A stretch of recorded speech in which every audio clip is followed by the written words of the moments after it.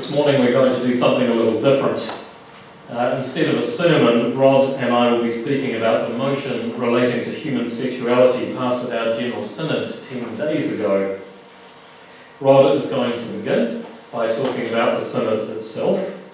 I will then talk briefly about two reports that were received by General Synod that ultimately led to the formation of the motion that was passed. Then I will address the motion itself and what I believe it is expressing. Following that, Rod will give any additional comments he feels inspired to make, but we are going to give an opportunity to all of you to ask any questions you may have about this. We had quite lively and robust conversation at 8 o'clock, so the space will be open up to all of you following our presentation. So with that, I hand over to Rod to talk about the General Synod itself. Kia ora tātou, good morning. It's a great pleasure to be here to speak to you about General Synod because something quite remarkable happened at General Synod in terms of after decades of trying to progress on human sexuality issues with great rancour and distress and discord, we managed to make progress peacefully. We've got a long way to go, but the opportunity to ensure that God's blessing is available to all is very much where we are now heading.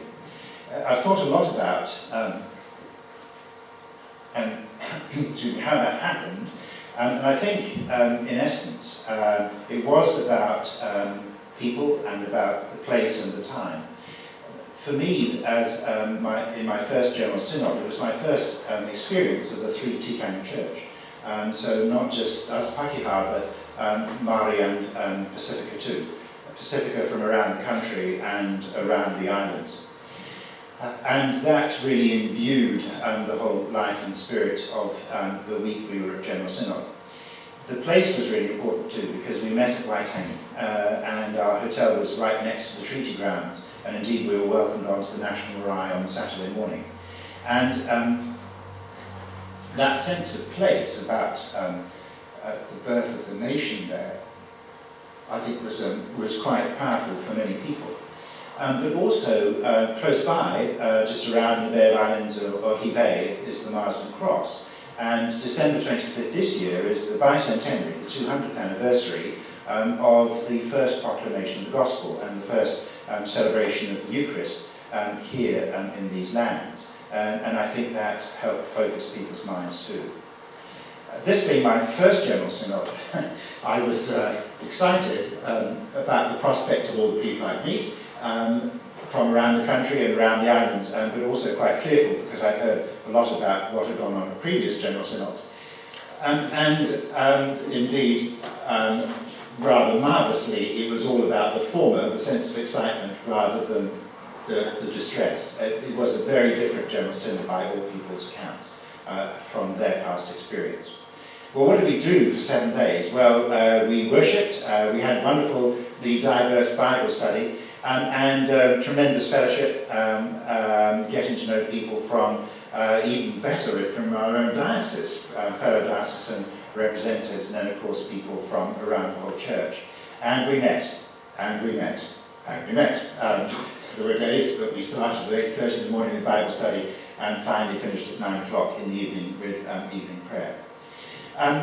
The Thursday when we Tikanga Pakeha first met was a wonderful chance of fellowship because we were already divided up into small groups that had dinner together and then formed at times discussion groups from around the country. So I found myself at dinner sitting next to Bishop Justin from Wellington and a marvellous diversity of people. Friday and Saturday we were meeting as Tikanga Pakeha, considering issues for our diocese around the country, but then also how we might think about responding to some of the big issues in General Synod itself when that started on Monday. Sunday was a very special day because we started with quite a remarkable Eucharist in the conference centre of the hotel. Our hosts were Tikang Mari, Taitokaro, the Rohi, the northland area of their church, led by Bishop Kito. Some of you will know Kito.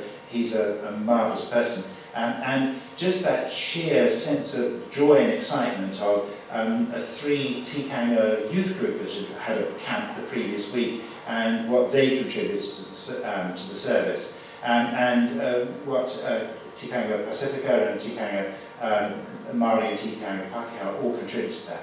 I'd have to say that with the 3 Tikanga youth in full swing, and with sort of African chants that morphed into New Zealand chants, even the crustiest of the bishops couldn't resist a little bit of a smile and a little bit of a wiggle.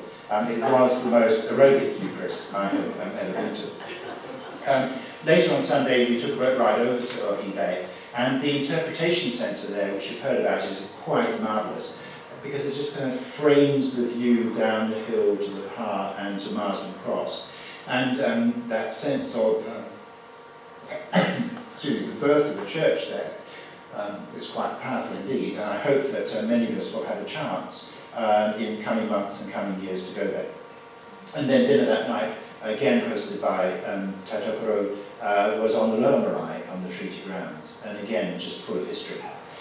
And we started the main work on Monday with the commissioners who had worked on and written the Marfea Commission report, the Where to From Here report, about how we might address these issues, presented extremely well. And Richard is going to discuss that in great detail.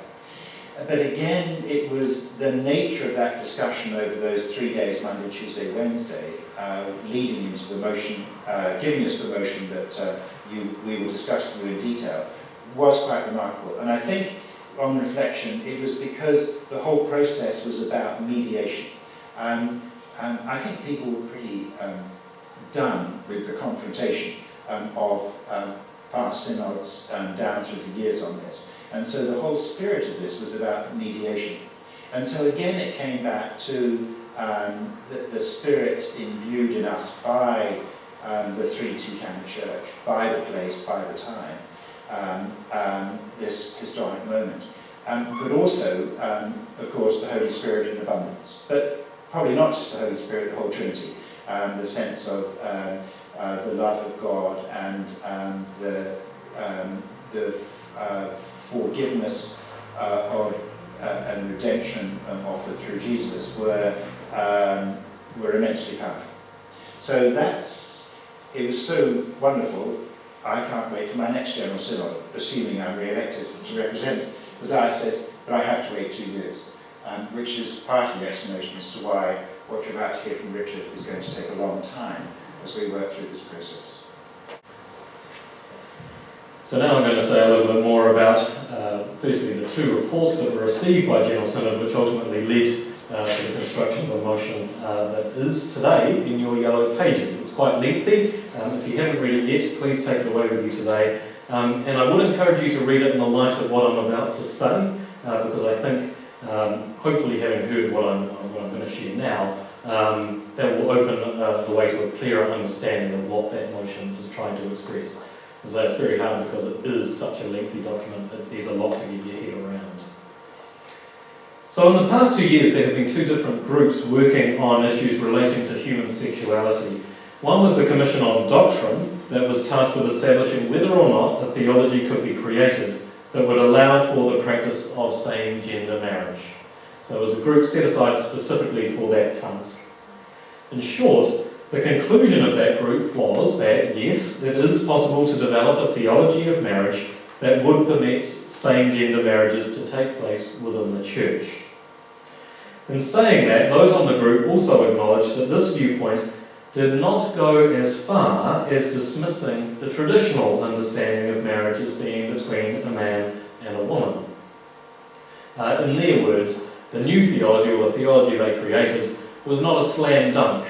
It wasn't a, well, great, we have this new understanding, we can now dismiss the old understanding entirely, rather that both still continue to exist. So their conclusion was simply that within the church there are 2 views on this matter, and that both views can be supported by Scripture, tradition, reason, and experience. Those are the four pillars of theology, and they undergird both understandings, whether it's the traditional view of man and a woman or a view that would open up the pathway to same-gender marriage. So that was their conclusion. Now that's a significant finding, believe it or not, because it really shaped the discussions that followed, as it articulated the clear understanding that while those who hold to the traditional understanding do so with integrity, those seeking to adopt a new position also hold integrity in that new view. And that was really quite, I think of all the things to come out of General Synod, that was probably the most remarkable thing. A clear understanding from those on both sides of the debate that the position is faithfully held. It's not a case that one is right and one is wrong, but rather different pathways, experience, Scripture, tradition, reason have all gone into shaping these views. They both stand in integrity. The other report, the second report, was one we have discussed here previously, that of the Mafia, or the Where To Commission. That commission was established over 2 years ago as a group of respected people outside of the church who were given the task of seeing where the church is currently in relation to issues of human sexuality, particularly in relation to the ordination of openly gay clergy. So that was their specific task. The commission was then asked to suggest where the church might go from here in seeking to resolve those issues. The Mafia Commission received submissions from across the church, and in fact received, I was very pleased to see, a number from this community of St Andrews, some from individuals, and a group submission from our young adults who presented their views to the commission in person. Quite a long time ago, 18 months ago, our young adults did that. And I do single that out for special mention once again because I truly believe that what our young adults contributed to this process was of great significance to our church. Within the Mafia report were 10 possible ways for the church to proceed from here. 10 options. I'm going to very quickly talk you through, in my potted version, what the 10 options are. I'm just going to put up the headings. You can see this how they're presented, and each of them within the report actually had a number of paragraphs explaining what it meant, but you're going to get the Richard Bonifant sort of tongue-in-cheek version, in a nutshell. So option A, affirming the traditional understanding. What this broadly means is that within our canons, which are the rules of the church, there is an understanding that anyone who is ordained must be in a relationship deemed to be rightly ordered.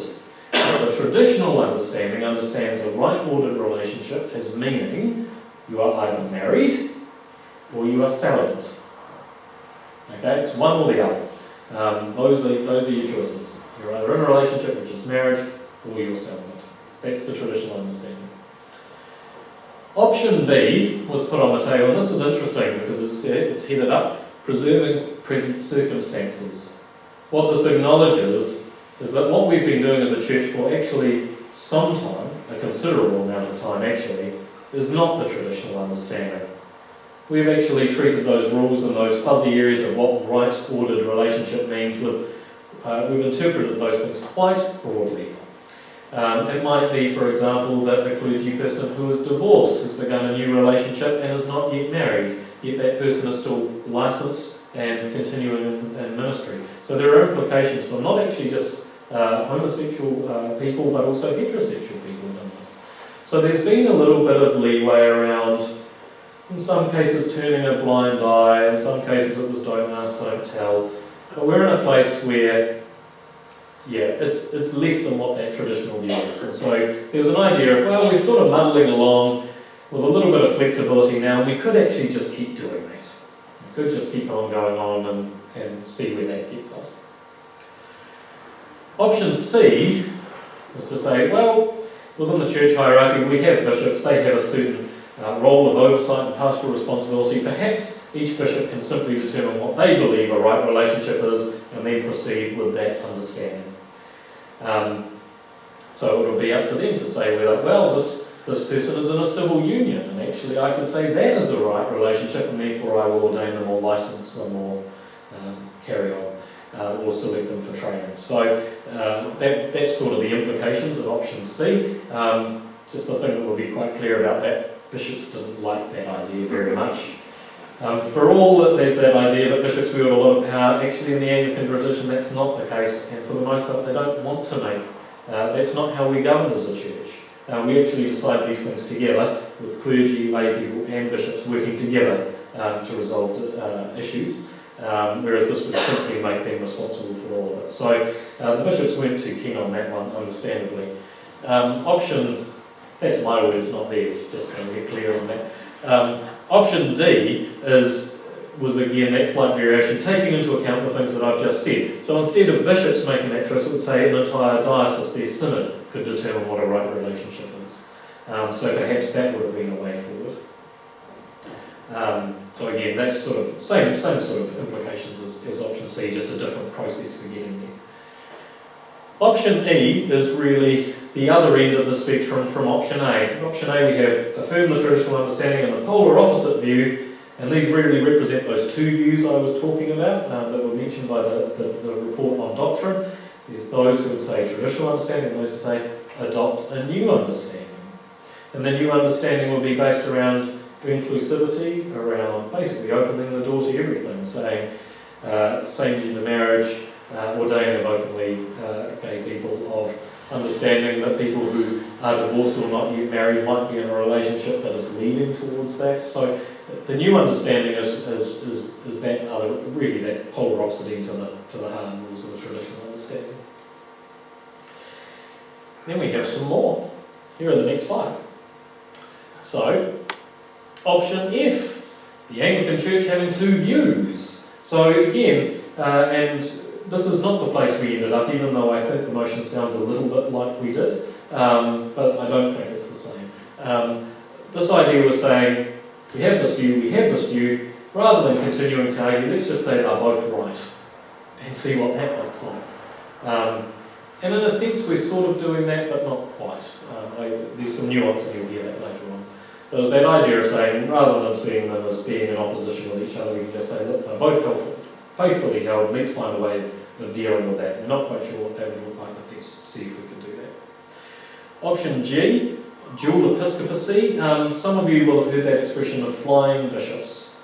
This was something that was sort of trialled in the UK, and I'll be honest, in my view, found wanting as a model. The idea was to say, my bishop holds a particular view on these issues, and either I can agree with that bishop, in which case that's fine, or I can say, actually, there's another bishop in another part of the country, or even in another part of the world, that actually holds a view that's far more closely related to what my view on these things is than the bishop in my area. So I'm going to receive episcopal oversight from that bishop instead. So it's sort of a swap. Now, there are a whole lot of reasons why that I don't think could work in our province, partly because we're set up very differently to the Church of England.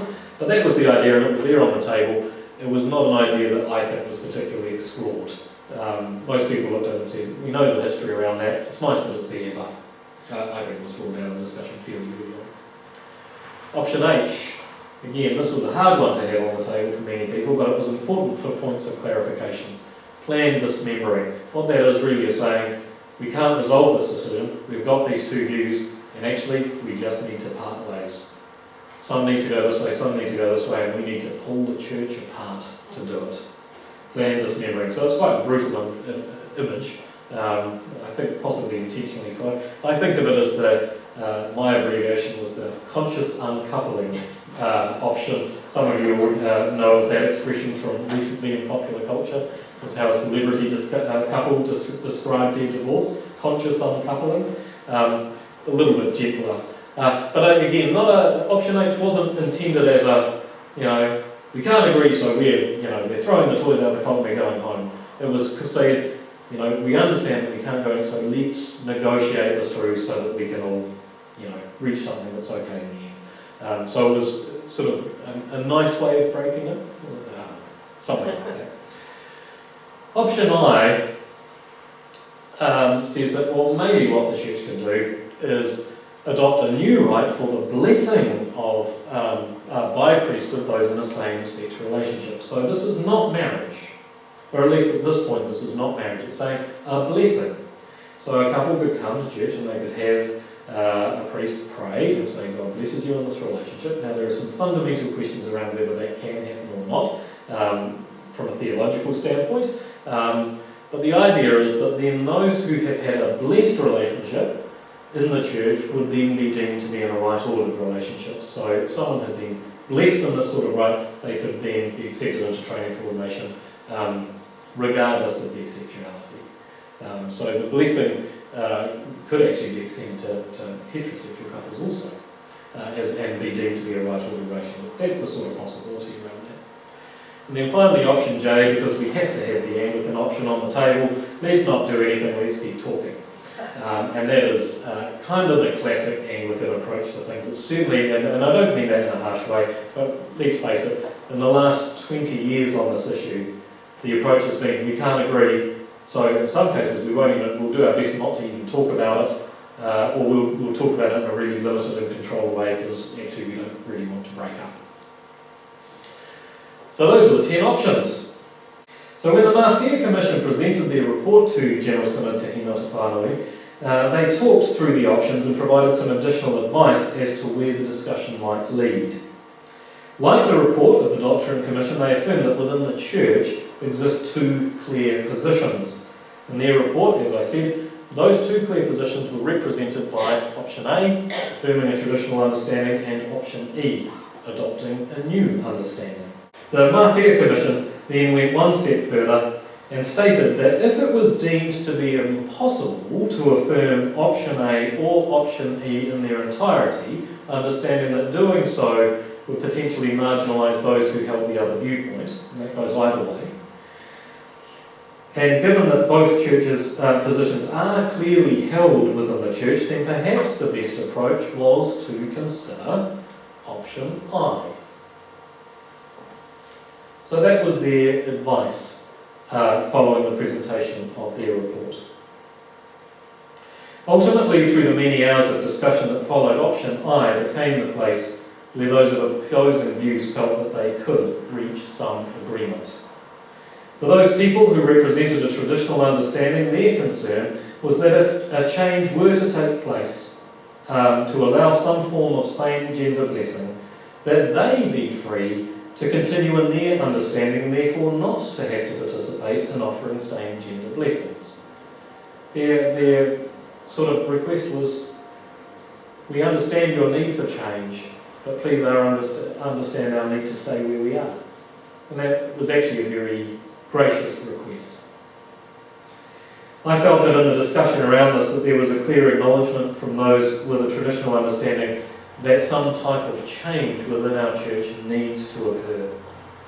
What they are asking of those who do want to offer a new type of ministry to the LGBT community is that any legal change does not come at the expense of their faithfully held position. Their undertaking was that if those wanting to adopt a new understanding are willing to allow space for the traditional understanding to coexist, then they will agree to a process of change. And I think that was really the watershed moment at this General Synod, was reaching that point. It was this shift in the discussion that led to the development of Motion 30. So, what does Motion 30 do? Is it just a process of more talking? Because on the face of it, it could come across as being option J in disguise. And some people have received it that way. My answer to that is unequivocal. No, it is not about talking more. Within the motion, there is a clear indication of where the church is going. We are moving towards adopting a way of blessing same-gendered relationships. It is the will of the church, expressed through General Synod, to adopt option I, in the hope that this offers something positive for LGBT members of the church and will also resolve the issue of who can and who can't be ordained. So if that is the principle agreed to by General Synod, why can't we just get on with it? And that's the question I've certainly had thrown at me since getting back. and it's a good question to ask. The answer is that the motion states where we want to go. About that, I believe it is clear, but it is not entirely certain how we are going to get there, and there are good reasons for this. A change of this nature affects our understanding of how we worship as a church. The word we use to describe how we worship as a church is the word formulary. There are a few technical words that get bandied around in this discussion, so I'm just being clear what each of them means. So it has implications for how we worship as a church, our church formularies. It has implications for what we believe as a church. That's the word doctrine. And it also affects how we are legally constituted as a church, which is our church constitution. So there are implications in those three key areas: formularies, doctrine, and constitution. It is our history that those who constituted our church in this province many, many years ago believed that their beliefs in that time would be binding for all time. That viewpoint is reflected in the legal arrangements they created for the church. For the most part, they simply couldn't envisage, I can't say that word very well, can I? Envision any need to change our constitutional arrangements ever. They just couldn't come up with why we would need to do that. They were that convinced that what they had created was that steadfast. Thus, the process of enacting any change is extremely difficult. But, and this but is very important, not impossible. In this province, we have amended our constitution in the past. It has been done. And now we are needing to amend it in a way that allows for differing understandings in relation to human sexuality. Amending our constitution requires 2 more meetings of our General Synod and will likely require an Act of Parliament, a process that takes between 4 and 5 years, maybe longer. Motion 30 has formally placed the church at the beginning of that process. We have said that is now what we are going to do. We are stepping into that process of constitutional change. The work of the next 2 years will be now to determine just what needs to change and how it can be, and how those changes can be enacted in a way that honours the past in terms of that traditional understanding, but also creates space for new expressions of ministry and mission. So is Motion 30 all that I had hoped for? The answer is quite clearly it isn't. Not quite enough, not soon enough. And that's where I stand. I'm disappointed that we didn't get further, but as I've just outlined, there are very clear reasons why we couldn't. And we need to honour this process that we are now in. Don't mistake my disappointment for pessimism, because I'm not pessimistic about this motion either.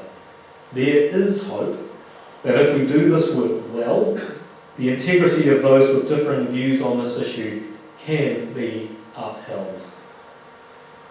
Change has not arrived, but it is coming.